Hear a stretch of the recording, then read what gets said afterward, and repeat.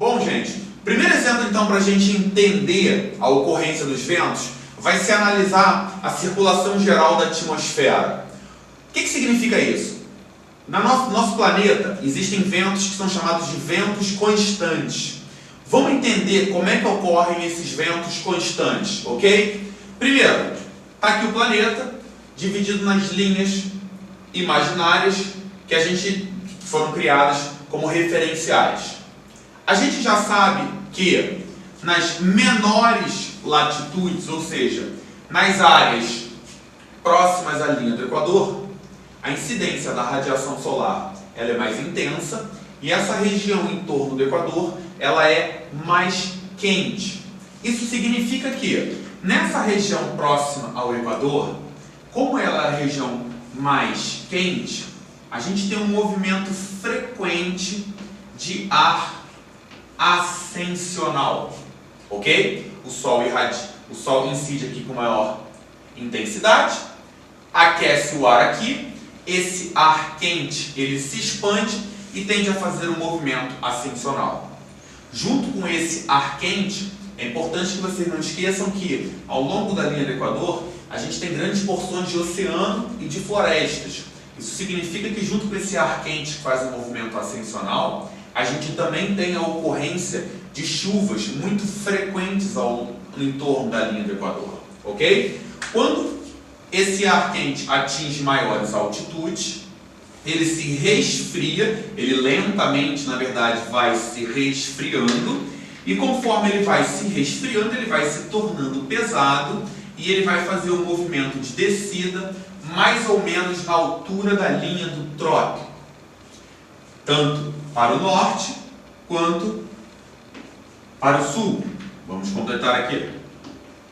Bom, quando ele faz um movimento ascensional junto à linha do Equador, ele cria aqui uma zona de baixa pressão atmosférica. Por quê? O ar levou a massa, diminuiu o peso da coluna e criou uma zona de baixa pressão. Quando ele faz um movimento de descida junto às linhas dos trópicos, ele traz massa de ar frio, criando uma zona de alta pressão atmosférica, tanto ao norte quanto ao sul. Bom, a gente já sabe que quando há o desequilíbrio de pressão, você tem uma zona de alta e uma zona de baixa, ocorrem os ventos na busca pelo equilíbrio. Gente, isso significa que na busca pelo equilíbrio atmosférico, a gente vai ter ventos soprando mais ou menos dessa altura da linha do trópico, onde se forma a zona de alta pressão, onde o ar quente fez um movimento de descida ao se resfriar, em direção ao Equador.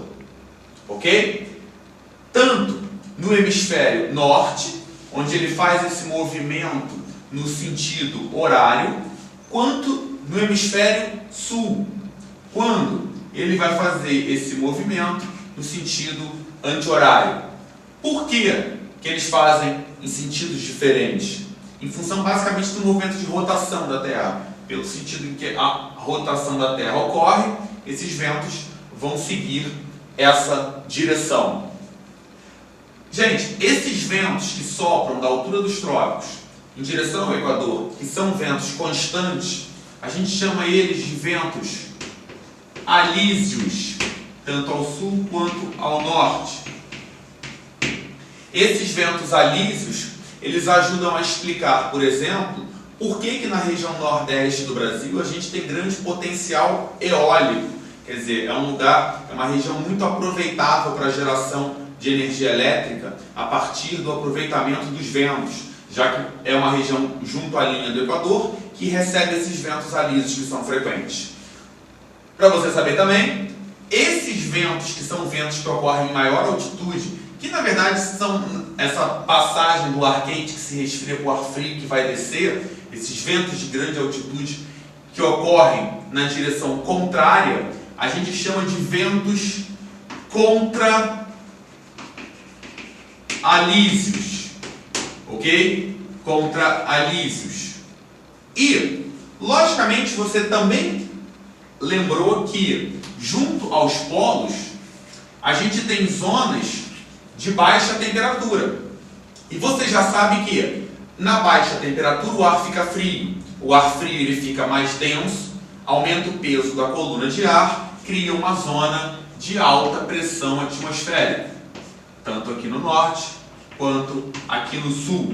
Isso faz com que a gente tenha uma zona de alta pressão na altura dos trópicos, uma zona de alta pressão junto aos polos. Entre duas zonas de alta pressão vai surgir então, relativa a essas duas zonas de alta pressão, ou seja, porque existem duas zonas de alta pressão, numa perspectiva de busca de equilíbrio, uma zona de baixa pressão, mais ou menos na altura do paralelo de 66 graus. Essa zona de baixa pressão ela vai receber então os ventos que vão soprar dos trópicos para lá e dos polos para lá. Ou seja, a gente tem uma zona aqui mais ou menos nessa latitude que também é receptora de ventos constantes, tanto lá no hemisfério norte quanto aqui no hemisfério sul. Então a gente tem aqui no sentido anti-horário, isso, e daqui também no sentido anti-horário. Ok? Vamos em frente.